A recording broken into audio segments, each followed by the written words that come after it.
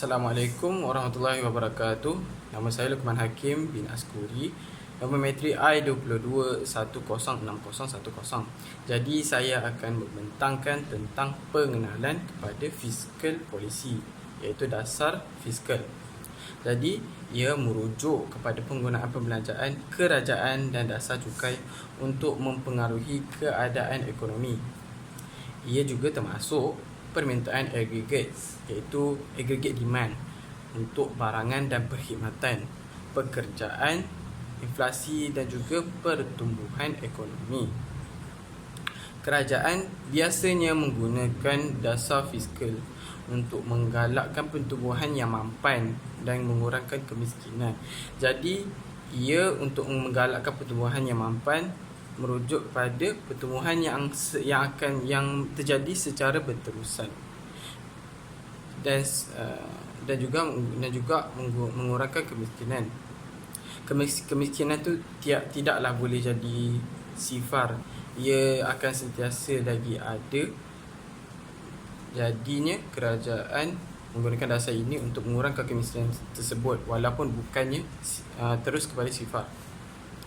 Jadi ia bertujuan untuk mencapai pertumbuhan ekonomi yang berterusan tanpa berlakunya inflasi dan pengangguran.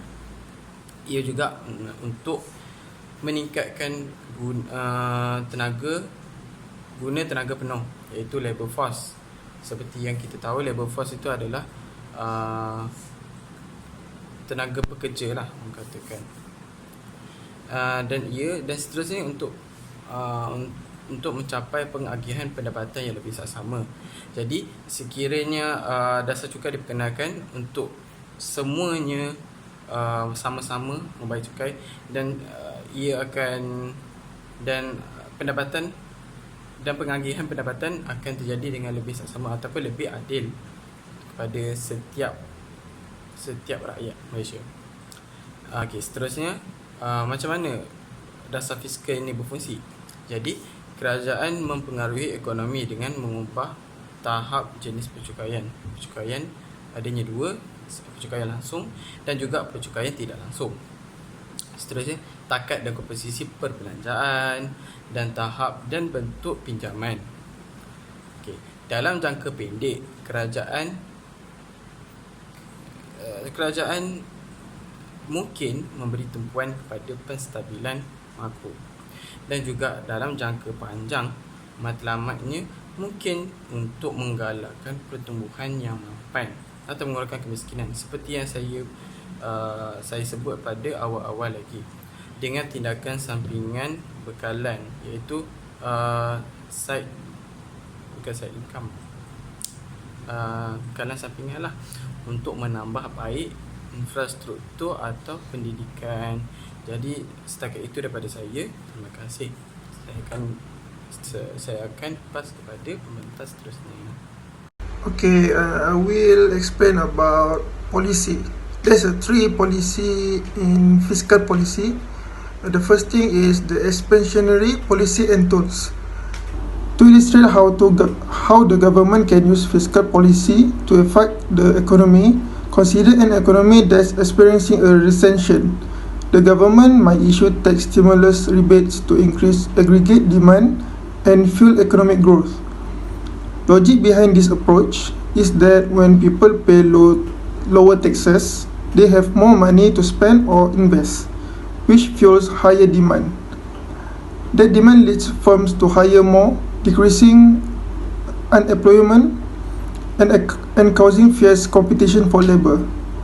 In turn, this serves to raise wages and provide consumer with the income to spend and invest. Each vicious cycle or positive feedback loop. Alternately, rather than lowering taxes, government may seek economic expansion by increasing spending without a corresponding tax increase. Building more highways, for example, could increase employment, pushing up demand and growth. This policy characterized by deficit spending. Deficit spending occurs when government expenditures exceed receipt from taxes and other sources. In practice, deficit spending tends to result from a combination of tax cuts and higher spending. The second is contractionary policy and tools. In the face of mounting inflation and other expansionary symptoms, a government can pursue contractionary fiscal policy, perhaps even to the extent of inducing a brief recession in order to restore balance to the economic cycle. The government does this by increasing taxes, reducing public spending, and cutting public sector pay or jobs. Where expansionary fiscal policy involves spending deficits, contractionary fiscal policy is characterized by budget surpluses. This policy is rarely used, however, as it is hugely unpopular politically. Public policy makers thus face differing incentives relating to whether to engage in expansionary or contractionary fiscal policy. Therefore, the preferred tool for reining in unsustainable growth is usually a contractionary monetary policy. Monetary policy involves the Federal Reserve raising interest rates and restraining the supply of money and credit in order to rein in inflation. The second is neutral fiscal. When the country economy is in balance, this fiscal is employed. With economic highs and lows, it suggests things are moving well. It covers expenditures made by the governments that are paid for through taxes levied against citizens, businesses, or sector of the economy and won't have any impact on the nation's economic situation. Okay, bismillahirrahmanirrahim. Assalamualaikum warahmatullahi wabarakatuh. Pada hari ini saya akan menerangkan tentang kelebihan dasar fiskal. Okey, yang pertama ialah kepentingan pengangguran. Okey, kepentingan pengangguran mempunyai pengaruh negatif terhadap upayaan kerajaan persekutuan untuk meningkatkan hasil dan cenderung untuk melembabkan aktiviti ekonomi. Apabila kadar pengangguran tinggi, lebih sedikit orang membayar cukai kepada kerajaan. Pada masa yang sama, pengangguran bermakna lebih sedikit individu mempunyai wang untuk dibelanjakan pada barang dan perkhidmatan. Perbelanjaan penggunaan adalah rendah yang menjadikan lebih sukar bagi firma untuk memakmur dan berkembang, sekaligus melembabkan pertumbuhan ekonomi. Okey, disebabkan pengangguran, penganggur ni takkan ada duit untuk membeli barang. So firma-firma pun akan kerugian dan barang yang ingin dijual ataupun perkhidmatan yang ingin dilakukan akan slow, pelan. Okey, seterusnya kita pergi kepada poin kedua, iaitu taxation, iaitu percukaian. Cukai adalah salah satu langkah dasar fiskal utama yang tersedia untuk kerajaan mengurangkan pengangguran. Cukai yang tinggi mengurangkan pendapatan boleh guna pelanggan, menyebabkan perbelanjaan berkurangan. Apabila pengguna membeli lebih sedikit, perniagaan memperolehi lebih sedikit wang dan kurang cenderung untuk mengambil pekerja baru atau malah memberhentikan kaki tangan untuk mengurangkan kos. Pemotongan cukai adalah pendekatan popular yang digunakan oleh kerajaan untuk merangsang pertumbuhan ekonomi dan mengurangkan pengangguran. Pemotongan cukai juga meletakkan lebih banyak wang di tangan pengguna yang boleh membawa kepada hasil yang lebih tinggi untuk perniagaan, perkembangan dan pekerjaan. Okey, kiranya dengan adanya cukai ni, orang perlu membayar cukai pada kerajaan daripada hasil membeli barang tersebut. Itulah cukai yang ada dekat Malaysia. So kita akan tahu cukai dekat Malaysia ni ada SST dan GST. So now SST. Okey, seterusnya kita pergi kepada consideration, iaitu pertimbangan. Walaupun pemotongan cukai dan peningkatan perbelanjaan boleh meningkatkan pembangunan ekonomi dan mengurangkan pengangguran, mereka juga boleh meningkatkan hutang kerajaan, iaitu dengan cukai yang lebih rendah membayangkan kerajaan memungut kurang pendapatan, dan jika perbelanjaan melebihi hasil, kerajaan mengalami defisit yang bermaksud ia kehilangan wang dari semasa ke semasa dan menambah beban hutangnya. Apabila pertumbuhan ekonomi kukuh dan pengangguran rendah, kerajaan mungkin menaikkan cukai dan mengurangkan perbelanjaan untuk membayar hutang yang ditanggung semasa tempoh pertumbuhan rendah dan pengangguran yang tinggi. Sekian saja daripada saya. Assalamualaikum. Okey, seterusnya kita pergi kepada dasar fiskal polisi yang ketiga, iaitu government spending, iaitu perbelanjaan kerajaan. Kaedah lain yang kerajaan persekutuan boleh cuba mempengaruhi pengangguran ialah dengan membelanjakan program kerajaan. Sebagai contoh, jika kerajaan melabur program kerja awam baru seperti infrastruktur, jalan raya dan rel, ia boleh mewujudkan pekerjaan, mengurangkan pengangguran dan meningkatkan pendapatan dan perbelanjaan boleh guna. Jika progres begini berlaku ia menggalakkan pertumbuhan ekonomi secara keseluruhan. Pekerja di sektor awam mungkin boleh mencari kerja di sektor swasta sebaik saja projek selesai. So dengan adanya diorang buat benda ni, so diorang akan ada pengalaman dan mungkin boleh diserahkan kepada tempat-tempat lain, sama ada sektor kerajaan ataupun swasta. Hal ini disebabkan dengannya ada benda ni, diorang ada pengalaman bekerja, so mudah untuk orang ambil untuk bekerja. Bismillahirrahmanirrahim. Assalamualaikum warahmatullahi wabarakatuh. My name is Muhammad Azri Arif bin Muhammad Azhari Aris, and my metric number is I22106049. So today I'm going to present about the disadvantages of fiscal policy. The first one is time lag. So when we apply fiscal policy, there may be considerable time lag between spending and the benefits of spending. For example, a decision to increase spending on education will take months to implement and years or decades to see the full benefits. Indeed, the full benefits can't be seen because of information failure. The second disadvantages of fiscal policy is trade-off. There is a potential trade-off between unemployment and inflation. If the aim of an increase in public spending is to create more jobs, there is a strong possibility that inflation will be created too, and growth jobs might only be temporary as the economy readjusts to the previous level of unemployment. The third disadvantages of fiscal policy is conflict of objectives.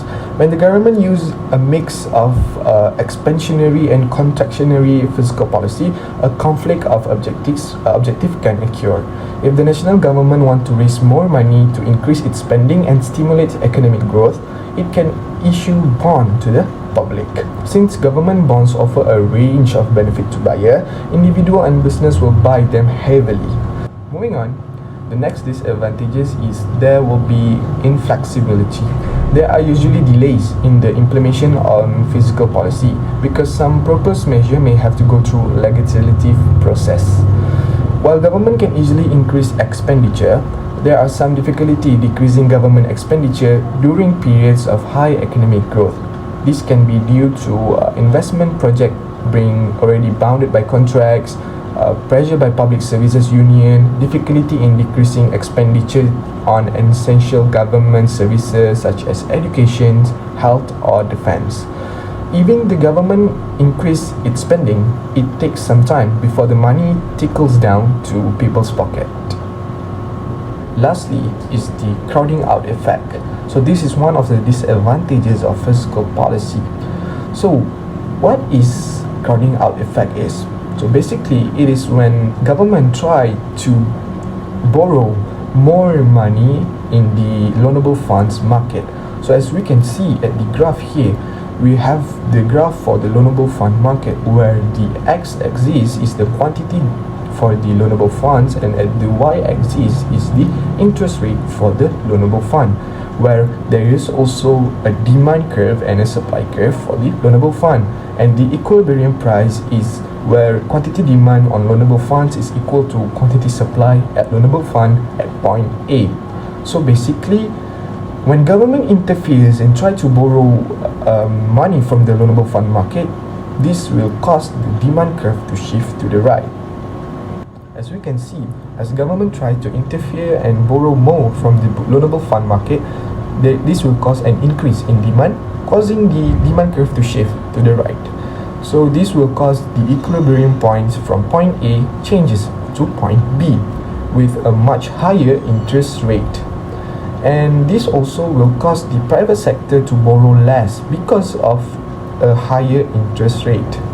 This we can see from point A at the old equilibrium price, there is much more demand for borrowing from the private sector because of the lower interest rate. But now, as the government interferes, the equilibrium changes and the interests are higher, there is much lesser borrowing and investment happen from the private sector. So, because of private sector are borrowing less, this will cause a less capital accumulation and less investment happen. And all of this will cause a slower economic growth in our economy. So that's all from me for the disadvantages of fiscal policy. Moving on, we'll be looking at the effects of fiscal policy on businesses. Assalamualaikum warahmatullahi wabarakatuh. My name is Shafiq Azra bin Hazizi and my matrix number is I211052880. So for today's video, I'm going to present about my part, which is how fiscal policy can affect the business. Okay, so for the public or the private company, they will experience a direct effect of economic fiscal policy. So there are a few effects that we get about fiscal policy to the small business. Okay, so the first effect that we get is about investment opportunities. Okay, how the investment opportunities can affect the business? Okay, so the business they will see more investment opportunities related to the government spending. So this commonly occurs during an expansion fiscal policy, where the money is flowing into the economy from the government or from the other source, since the taxation is so low. So when a balance between the price and demand is met, the companies they will expect that to thrive and also to grow the business. Okay, so next we have the slower growth. Okay, so for the slower growth, a constrained fiscal policy, they will kick to prevent the inflation when the balance is broken, and also if the demand and the price is falls. So business typically rein in the growth due to raising the tax, and also to take the measure to stay in the black with less money flowing through the economy. So and lastly, we have taxation change. Okay, so for the taxation change, they are depending on your company locations. So the business will face the several level of taxation, including the local, state, and also the federal. So they are considering how your state and local government tax your company, and also how it interacts with federal fiscal policy. So fiscal policy also can give the impact the amount of taxation to the future of the generation. So and the government spending also will lead to the greatest deficit, means that taxation will eventually have to increase to pay the interest. Bismillahirrahmanirrahim. Assalamualaikum warahmatullahi wabarakatuh. Nama saya Aiman Arda bin Rosmadi. Nama matrik I21105318. Okey, saya akan membentangkan mengenai tajuk Fiscal Policy in Malaysia. Okey, mengikut data yang telah ditetapkan, bajet negara pada tahun 2023 lebih tinggi berbanding dengan tahun yang baru, iaitu tahun 2023 yang bernilai RM373.3 bilion. Hal ini disebabkan pada tahun 2022 negara kita, iaitu negara Malaysia, menghadapi satu krisis yang dinamakan iaitu COVID-19.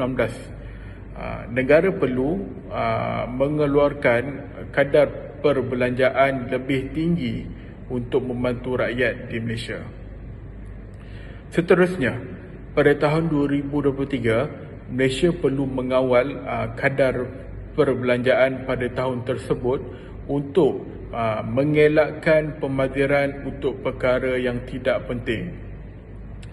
Dalam masa yang sama, mampu meningkatkan taraf ekonomi di Malaysia berbanding tahun-tahun yang lepas. Samping itu, pihak kerajaan Malaysia juga mengenakan cukai kepada masyarakat Malaysia disebabkan menampung perbelanjaan negara. Antaranya cukai yang dikenakan iaitu cukai jalan, cukai barangan iaitu import dan ekspor, dan lain-lain lagi. Ini bertujuan untuk memberi keselesaan dan menjaga kebajikan masyarakat di Malaysia, seperti pulih jalan, kemudahan awam, hospital dan lain-lain lagi. Cukai ini dikutip atau dikumpul untuk memberi faedah kepada masyarakat dan negara. So, kesimpulannya, setiap negara mempunyai kadar cukai yang tersendiri dan kadar cukai yang berbeza di setiap negara untuk memastikan kadar pertumbuhan ekonomi sentiasa meningkat.